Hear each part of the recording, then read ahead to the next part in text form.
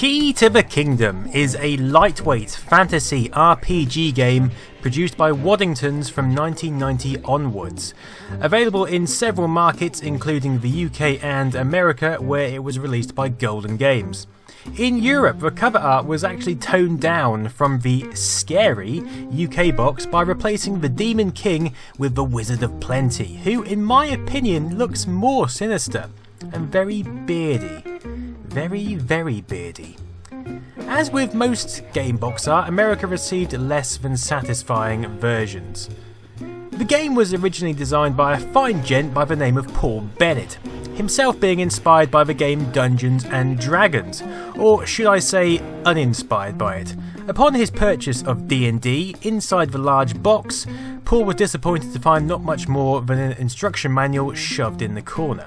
With a slight taste of disdain in his mouth, he decided to make a D&D style game that would be fun and looked as amazing inside the box as it did on the outside. Paul created some prototype boards, which as you can see, haven't changed a great deal in the transition to the manufactured product. Waddingtons quickly snapped up the idea and Key to the Kingdom became a production line reality. In terms of ease of play, if you put D&D here, Hero Quest here, Key to the Kingdom would be about here. There was even a follow-up aptly named Key to the Kingdom 2, but Waddingtons were committed with other games, so sadly it remained at the prototype stage. Inside the box you get a handful of adventurers in varying total coverage colours, but still looking awesome to my mind's childlike eye.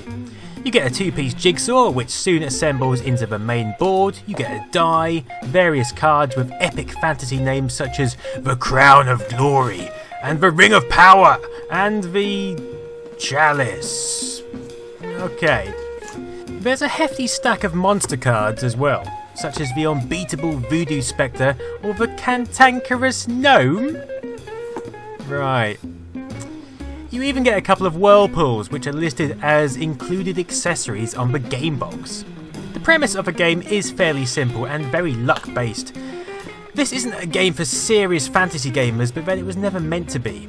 You plonk your chappy on the starting point, chuck the 8-sided die, yeah, 8, and move your character the given amount of spaces. But wait, the first roll is actually assigned to the Demon King. He must be placed of a corresponding number on the board. Then you may take your roll. If you ever bump into this sinister character, then you go straight to the dungeon, and then bad things happen. The goal is to get around the board, maybe jump through the whirlpool if you fancy it, and visit the various attractions on your way. After visiting each attraction, you get to pick a monster card and fight the monster revealed.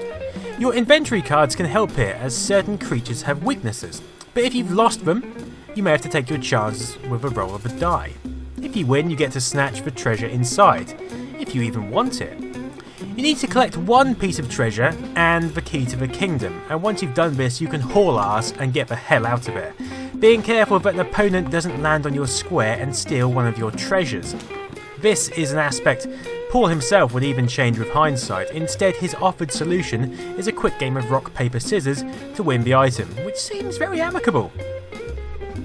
There are also various hazards to overcome on your way around, including the possibility to try your hand at bridge building, or threatening a Cyclops with axe and fire, as if his monovision didn't create a combat advantage for you already, you cruel bastard. I always remember the whirlpools as standout features. If you jump in one, then everyone else on the board has a few rolls to get there as well. Water pun intended. Otherwise, you flip the board regardless, and figures go flying. Oi! Oi! Down here! Don't drink me! What are you doing in there? What's it look like I'm doing? Getting wet? Sorry, I didn't know Silence! you were... Right? Just get back on your board. Although Key to the Kingdom is a fairly straightforward game of die rolling and fluke, I still find the images and the general fantasy setting as exciting and imagination provoking as I ever did. And as a family introduction to the realm of fantasy games, it will always take some beating in my book. 8!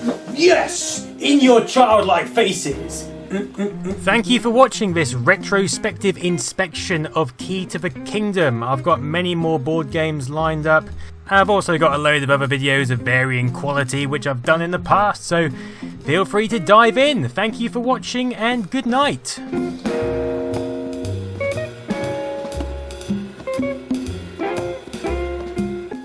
Oh, and if you choose to subscribe, thank you very much.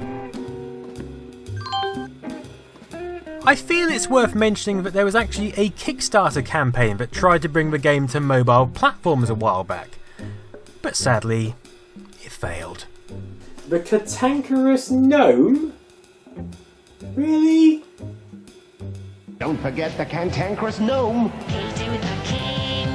Key to the Kingdom from Waddingtons. Spat over the Demon King's face! What are you doing? You can't bully him. You just put him down the well of doom!